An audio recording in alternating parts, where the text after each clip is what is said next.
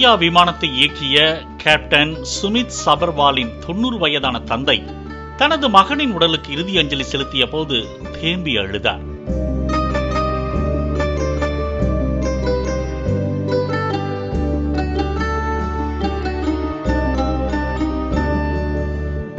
விபத்துக்கு 3 நாட்கள் முன்புதான் உங்களுக்கு அடிக்கடி உடல்நிலை சரியில்லாமல் போகிறது, பேசாம நான் வேலையை விட்டுட்டு உங்களோடவே இருந்து உங்களை நல்லா கவனிச்சுக்கணும் போல இருக்குப்பா என தனது தந்தை புஷ்கராஜிடம் கூறினார் கேப்டன் பைலட் சுமித்.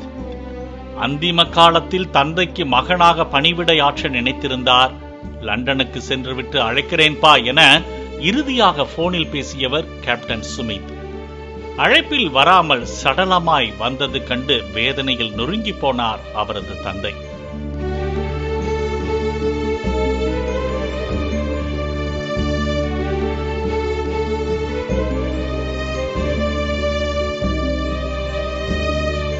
பணியிலிருந்து ஓய்வெடுக்கும் முடிவை எடுக்கும் முன்பே பணியிலேயே அவர் உயிர் பிரிந்தது.